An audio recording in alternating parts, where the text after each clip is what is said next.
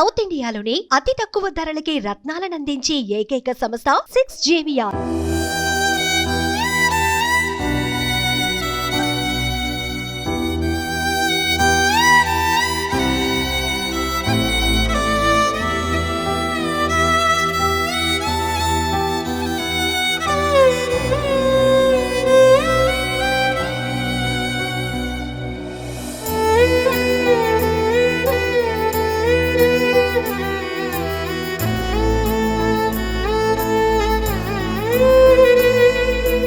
Hi అన్న శివన్న.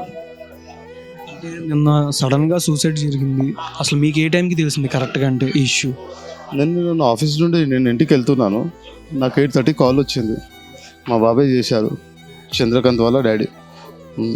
నేను చంద్రకాంత్ వాళ్ళ పెద్దైన కొడుకుని, నేను వానికి పెద్దన్నాను. వానితో నా రిలేషన్ ఎట్లుందంటే, వాడు నా తమ్ముడు కాదు, నా ఫ్రెండ్, నా బెస్ట్ ఫ్రెండ్. వాడు నా బెస్ట్ ఫ్రెండ్, అన్ని విషయాలు నాతో షేర్ చేస్తుండేవాడు. అయితే ఇప్పుడు పెళ్ళి అయిన తర్వాత నా ఫ్యామిలీతో నేను బిజీ ఉన్నా, వాడి కెరీర్తో వాడు బిజీ ఉన్నాడు. వాడి ఇంప్రూవ్మెంట్స్ అవుతున్నది, మంచిది, చలో అయిపోయింది అనుకున్నాను. నిన్న నాకు తెలియగానే నాకు అర్థం కాలేదు, అది నేను తీసుకోలేకపోయినాను. అది నిన్న కాల్ రాగానే నేను పిచ్చోని అయిపోయినా. నేను నా తమ్ముడు చనిపోవడం ఏంది? వాడు అందరికి ఇన్స్పిరేషన్, యూత్కి మోటివేట్ చేస్తాడు. నేషనల్ ఫుట్బాల్ ప్లేయర్ నా తమ్ముంది కెరియర్, నా తమ్ముంది ఇది కాదు, ఈ ఫీల్డ్ కాదు నాది. నా తమ్ముంది ఇండస్ట్రీ కాదు, సినీ ఇండస్ట్రీ కాదు. నా తమ్ముడు ప్లేయరు, మంచిగా క్రికెట్ ఆడతాడు, ఫుట్బాల్ ప్లేయర్. నా తమ్ముడు బాల్ ఆడితే నెత్తి మీద 15-20 సెకండ్స్ ఇట్లా బాల్ని ఇట్లా ఆడిపిస్తాడు నా తమ్ముడు. 5 years నుంచి పవిత్ర గారితో ఉన్నారు, అంటే రాలేదు ఇంటికి అని కూడా చెప్పారు చాలాసార్లు. అంటే అసలు మీరు ఎప్పుడు అడగలేదా? అంటే ఆయన చేతి మీద 2021 అని టాటూ కూడా ఉంది మళ్ళీ. నా తమ్ముడు ఏం చెప్పిండంటే, నా తమ్ముడు ఏమంటుండే, అన్న నేను కెరియర్ బిల్డ్ చేస్తున్నా అంటే. పవిత్ర రిలేషన్ మాకు తెలియదు, ఈ యాక్సిడెంట్ అయినప్పుడే తెలిసింది. పవిత్ర రిలేషన్ మాకు తెలియదు. నా తమ్మునికి ఒక వైఫ్ ఉంది, ఆయన వైఫ్ ఉంది, ఒక పాప, ఒక బాబు. నా తమ్ముడు మాట అన్నింటారా, అన్న మాట తమ్ముడు వింటాడు. నేను వాడి మాట వింటుండే, వాడు నాకు చెప్తుండే, అన్నా నువ్వు ఇది చేయొద్దు, ఇట్లా చేయొద్దు, నువ్వు ఇట్లా చేయొద్దు అన్న, మనం ఇది ప్లానింగ్స్ ఇట్లా వేద్దాం, మనం ఇట్లా వేద్దాం. వాడు గ్రోత్ గురించి, ఎకానమీ గురించి ఎక్కువ మాట్లాడుతుండే. ఎకానమీ మీద చాలా ఇంట్రెస్ట్ ఉంటుండే. ఎకానమికల్గానే మాట్లాడుతుండే వాడు ప్రతి ఒక్కటి ఏదైనా చేస్తే ఎకానమికల్ అన్న, ఎకానమీ మనకి ఎకానమీ ఏముంది, ఏం చేస్తున్నాం వాడు చెప్తుండే. కానీ వాడు ఇట్లా పిరిగిపందా కాదు, వాడు చనిపోయేటోడు కాదు. వాడు మళ్ళీ ఎందుకు అంత డిప్రెషన్ వెళ్ళిపోయాడో నాకు అర్థమవుతలేదు. అది ప్రతి విషయం మీతో షేర్ చేసుకుంటా అన్నారు.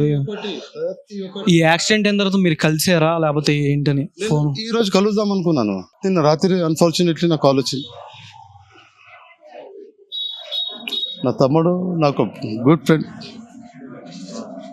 మరి నాకు కూడా అర్థం కాకపోతే నేను కూడా ఏమో చేయొచ్చు అంతే.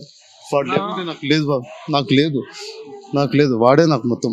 అంటే పవిత్ర శ్రీరామ్ గారు చనిపోతూ షాక్తో హార్ట్ స్ట్రోక్ వచ్చి ఆయన్ని చూస్తూ చనిపోయింది అన్నారు. ఏది వాస్తవం అంటారంటే? అది ఆ సిచ్యువేషన్లో మేము లేము, మాకు తెలియదు. అది అయిపోయినాక తెలిసింది.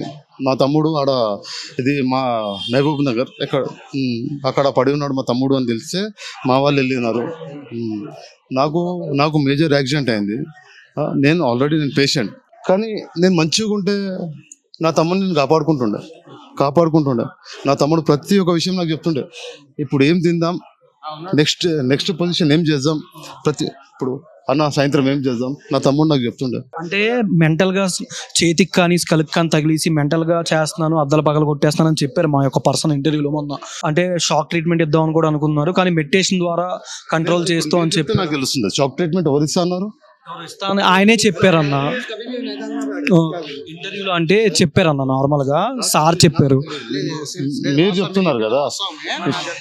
యాక్సిడెంట్ షాక్ లో ఉండి నేను ఏమైనా మిస్బిహేవ్ చేస్తే దాన్ని తప్పు పట్టుకోకండి, అర్థం చేసుకోండి అని చెప్పి తన ఎమోషనల్ థింగ్స్ మొత్తం కూడా రోషన్ గారితోటి సుమన్ టీవీ అంటే చందుకి ప్రత్యేకమైన గౌరవం ఉంది. ఆ గౌరవంతో చంద్రకాంత్ చెప్పిన విషయం అది 100% వాస్తవం. ఇంకోటి చెప్పాలంటే, మీకు సుమన్ టీవీకి ఒక మాట అంటే విషాదకర ఘటన ఇది. కానీ ఒకటి ఏంటంటే అందరికంటే ముందు సుమన్ టీవీ రోషన్ గారు వచ్చి ప్రత్యేకంగా షేర్ చేసుకున్నారు. ఎవరు? చంద్రకాంత్. లాస్ట్ ఇంటర్వ్యూ సుమన్ టీవీకి ఒకరికే ఇచ్చారు. కానీ మేము కలవడం అనుకోలేదు, మా చందు మాకు దూరం అవుతాడని చెప్పి మన చంద్రకాంత్ ఒక మాట ఏం చెప్పిందంటే రోషన్ ఇచ్చిన ధైర్యం కూడా మేము చూసినాం, మేము చూసి భావోద్వేగం గురైనాం. అరే మా చందు తమ్ముడు గురించి అయినా ఫీల్ అయింది చూడు. ఫీల్ అయ్యి ధైర్యం ఇచ్చిండు రోషన్. కాదు రోషన్ ఇట్లా నా తమ్ముని ఇట్లా దగ్గర తీసుకొని మాట్లాడి, ఆయన ఎవరో రోషన్ నాకు తెలియదు కానీ ఇప్పుడు అంటున్నాను. నేను మొన్న చూసిన వీడియో ఒకటి, మేమే ఏడ్చినాం ఇంటర్వ్యూ చూసుకొని కూడా. ఈయన రెగ్యులర్ గా అవి చూస్తుండొచ్చు, యూట్యూబ్స్ అవన్నీ, అది అవన్నీ. సో నేను ఒకటి చూసిన, నాకు ఒకరు షేర్ చేసిన, వన్ ఆఫ్ మై ఫ్రెండ్ నాకు షేర్ చేస్తే నేను చూసిన ఆ యాంకర్ ఎవరు, ఆయన హ్యాట్సాప్, ఆయన పేరేంటి రోషన్, ఆయన హ్యాట్సాప్. నా తమ్ముడిని ఆయన పట్టుకున్నాడు ఇట్లా, నేను పట్టుకోలేకపోయినా. నా తమ్ముడు నిన్ను నమ్ముకొని వందల వేల మంది ఉన్నారు, నా తమ్ముడిని ఇట్లా అద్దుకున్నాడు, నేను పట్టుకోలేకపోయినా. అంటే బెంగళూరు నుంచి రాగానే అఫీషియల్ గా అనౌన్స్ చేస్తా అని కూడా చెప్పారన్న, కానీ ఆలోపే ఇలాగా జరిగింది. మహోత్సవంది వైఫ్ అండ్ హస్బెండ్ స్కిట్ చేసామని కూడా చెప్పారు. 19 రేపు రిలీజ్ అవుద్దని చెప్పి ఇప్పుడు కూడా ఒకటి చెప్పాడు. ఏం చెప్పాడు అంటే సొంతం బ్యానర్ ఇలా ఒకటి క్రియేట్ చేస్తుంటారు, ఇలా ఒక ప్రొడక్షన్ వస్తుందంట, మంచి కెరియర్ బిల్ట్ అవుతుంది. మా తమ్ముడు ఏం చేస్తున్నావు, ఇక మేము డిస్టర్బ్ చేయదని. మా తమ్ముడు మా చిన్న ఫంక్షన్స్ దేనికి అటెండ్ కాకపోతుండే, మా తమ్ముడిని మేము ఫోర్స్ చేయకపోతుండే. అంటే ఇప్పుడు నేను మిమ్మల్ని పిలుస్తాను, మీరు వచ్చేస్తారు, నా తమ్ముడు అట్లా రాకపోతుండే. అంటే ఇప్పుడు నా తమ్ముడు రాలేని పరిస్థితి అయితే అట్లా నా తమ్ముడు చెప్తుండే ఇట్లా నా ఇది అన్న.